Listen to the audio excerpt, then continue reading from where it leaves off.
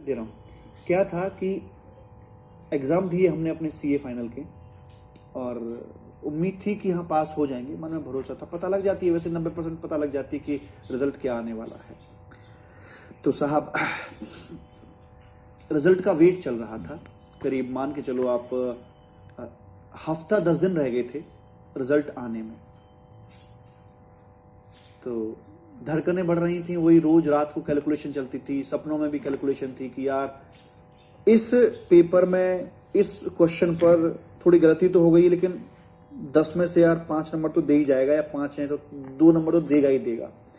ऐसे कैलकुलेशन रोज करते थे, कभी हाथ पे कभी कागज पे, और प्रत्येक पेपर में कम से कम 40 और एग्रीगेट 200 प्लस 200 कर ही लेते थे खींचतान करके। अगर कहीं कम पढ़ते थे तो जो एक्सपेक्टेशन थी उसमें बढ़ा देते थे, लेकिन पास कर दिया करते थे अपने आप को। कभी कभी सब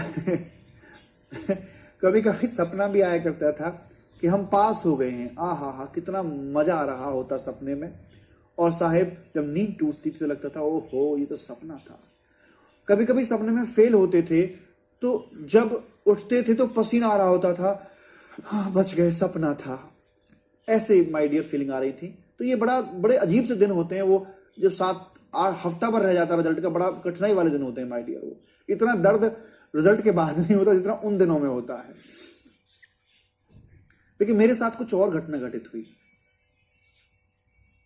7 दिन पहले मेरे पास सी इंस्टीट्यूट की तरफ से चिट्ठी आती है कि हे राजकुमार तुम कहां। पहले तो लिफाफा जो था वो लिफाफा देख के मैं घबरा गया सी इंस्टीट्यूट का। मैंने कहा इस मौसम में सी इंस्टीट्यूट मुझे चिट्ठी क्यों भेज रहा है, बड़ा सा एनवेलप था इतना बड़ा। मैं हाथ पैर कांप के उसको देखकर, मैं ये मुझसे क्यों बात करना चाहता है, मैंने ऐसा क्या कर दिया है। तो अच्छा, जनवरी में रिजल्ट आया था, 17 जनवरी को रिजल्ट था, 18 जनवरी को मेरा बर्थडे था और फरवरी में शादी थी। तो सारी चीजें टिकी हुई थी रिजल्ट के ऊपर कि अगर पास तो सीए, नहीं तो गए भाई साहब, मौज करो। तो इस प्रकार से एक के ऊपर एक सिचुएशन टिकी हुई थी, करो या मरो की स्थिति आ रही थी। मतलब लाइफ एक बिल्कुल डिफरेंट अपना नजरिया ले जाती वहां से। अब क्या था कि उन्होंने चिट्ठी भेज दी कि तुम कहां हो। मैंने कहा भाई साहब मैं तो घर पे, मैं तो ऑफिस में जरा टेंशन के मारे, मैं तो पूरे दिन घर में ही रहता हूं। मैं तो कह रहे यही तो, तुम ऑफिस में गए ही नहीं आज तक। मैं कहा मतलब कि तुम्हारी तो आर्टिकलशिप हुई नहीं है। मैं क्यों, कि तुम तो रजिस्टर्ड ही नहीं हो वहां पे, और तुम्हारे तो वो एक टाइम पीरियड होता है ना, 2 साल पता 2.5 साल कितना होता है वो, हमारे टाइम पे आपके टाइम पे तो बदल गया है उस समय की। यार इतना आपको आर्टिकलशिप पहले करनी पड़ेगी, ऊपर 1 साल था कितना था, इतनी आर्टिकलशिप आपको करनी पड़ेगी, उसके बाद ही तो आप फाइनल एग्जाम के लिए अपेयर हो पाओगे। आप तो रजिस्टर्ड ही नहीं हो, आप हो कहां, और गलती से आपने एग्जाम दे दिए। एक काम करो कि आप पहले अपनी आर्टिकलशिप के लिए रजिस्टर्ड होइए, उसके बाद अपनी साल 1.5 साल 2 साल जो भी आर्टिकलशिप उसे पूरा कीजिए, उसके बाद सोचना एग्जाम देने की, और उसके बाद वेट करना रिजल्ट की। हम आपका रिजल्ट रोक रहे हैं विधायक। भाई साहब वो पल मैं कभी भूल नहीं सकता, मेरे जीवन का सबसे कष्टदायक पल था। सर्दियों का दिन था, जनवरी की सर्दियां आप जानते हैं, पसीने छूट गए थे। ये क्या हो गया, सब चांद सितारे सब दिखाई दे गए 7 दिन पहले। अब मुझे इतना स्टेमिना नहीं था कि भाई साहब मैं अब दोबारा से आर्टिकलशिप करूं और उसके बाद में फिर पेपर पढ़ दूं, फिर रिजल्ट, सारा कुछ तो हो जाएगा। अब बर्थडे भी और शादी भी, और फिर तो भाई कहीं से कहीं पहुंच जाएंगे। अब कुछ नहीं था साहब, ये लास्ट चांस था, जो होगा सो होगा। फिर भी मेरे मन में उम्मीद थी कि नहीं यार, मैं आर्टिकलशिप तो की है, मैंने पूरे मन से आर्टिकलशिप की है, फिर चिट्ठी मुझे कैसे आ सकती है।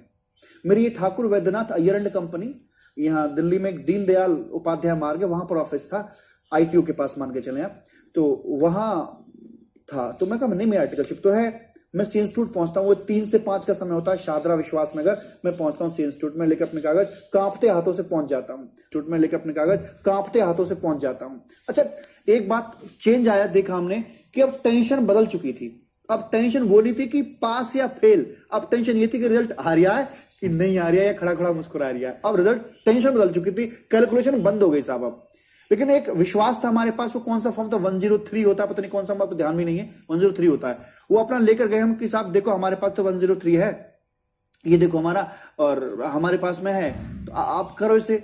तो हम जब पहुंचे 3 से 5 स्टूडेंट सेक्शन में पहुंचते हैं जाके, तो उसने जो रही से ही हमारी कसर थी वो भी उन्होंने खत्म कर दी। जो एक होप थी कि नहीं नहीं मैं तो रजिस्टर्ड हूं, वो होप भी उन्होंने खत्म कर दी। ऐसा क्या बोला उन्होंने कहा कि देखो जिन प्रिंसिपल के अंडर में आपकी आर्टिकलशिप है मान लीजिए उनके पास अगर 5 सीटें थी तो वो पांचों की पांचों सीटें ऑक्यूपाइड थी।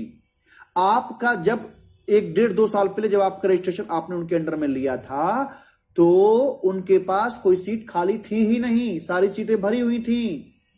आप उसी दिन से लेकर आज तक अपने पेपर्स को लेकर हमारे यहां रिकॉर्ड में खड़े हो दिख रहे हो। पेपर तो आपके आए हैं लेकिन खड़े हो आप, यू आर नॉट रजिस्टर्ड। और रजिस्टर्ड नहीं तो हम आपका आर्टिकलशिप नहीं मान सकते, भले आप एक्चुअल ऑफिस क्यों ना गए हो। अब तो भाई सब बिल्कुल सारा सब कुछ हिसाब किताब पूरा बिगड़ गया। जितना भी ना छन से जो टूटे सपना, जिंदगी लगने लगी, रंग उड़ जाए जो दीवारों से, ऐसे ऐसे गाने दिमाग में आने लग गए। पर मैं गया प्रिंसिपल साहब के पास में, उस समय मोबाइल फोन का चलन था ही नहीं, माय डियर, कहां इतनी पुरानी बातें हो गई। तो मैं गया जो उनके ऑफिस में गया, मैंने कहा जी कि भाई साहब ये आपने मेरे साथ ऐसा क्यों किया, क्यों मेरे साथ करियर के साथ में आप खेले। कह रहे नहीं राजकुमार ऐसा नहीं हो सकता, ऐसा नहीं हो सकता, मेरे अंदर सीट थी। अब देखा तो फिर वो 5 बज गए, अब मैं वापस कैसे जाऊं वहां पे सी इंस्टीट्यूट में। अब अगला दिन अगला पड़ गया, शनि इतवार पड़ गए भाई साहब, और दिमाग खराब। अब क्या करूं मैं। सोमवार आया, फिर मैं पहुंचा वहां पर 3 से 5 वहां पहुंच गया, फिर मैं आर्टिकल सेक्शन में, फिर वही कलेश की नहीं वो मतलब अल्टीमेटली 17 तारीख को रिजल्ट आना, तो 16 तारीख की बात बता रहा हूं, 16 तारीख तक कोई समाधान नहीं हो पाया। मैं प्रिंसिपल साहब को हाथ जोड़ के ले गया, मैं कहा चलो आप इंस्टीट्यूट चलो, आप बताओ कि क्या माजरा है, वरना मैं तो मारा जाऊंगा बीच में। यहाँ पे दोबारा एग्जाम मैं नहीं दे सकता। अब वो वहां पहुंचते हैं तो वहां पर कहीं ना एक सी इंस्टीट्यूट की थोड़ी कमी निकली।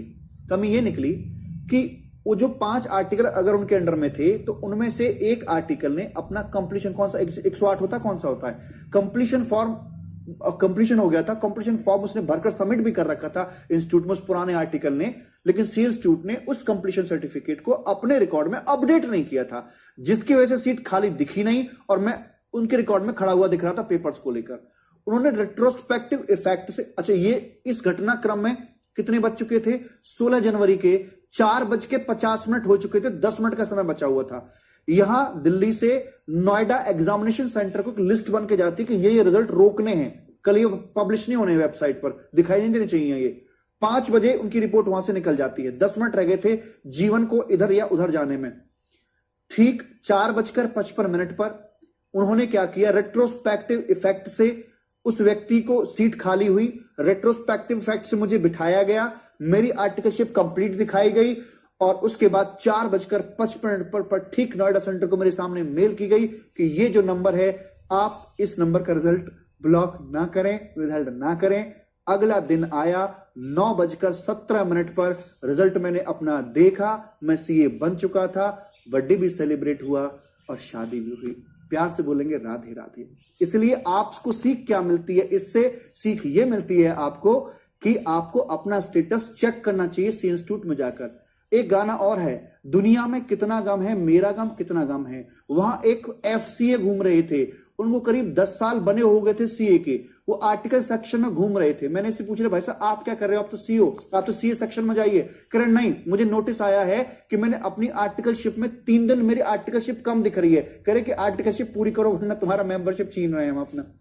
तो मैंने कहा यार कमाल है, ये मेरा गम कितना कम है, एक सीए घूम रहे हैं 10 साल पुराने की, 3 दिन आर्टिकलशिप पूरी करो अपनी। तो आप भी अपना स्टेटस चेक कर लीजिएगा। इस कहानी को बताने के पीछे मेरा यही मकसद था।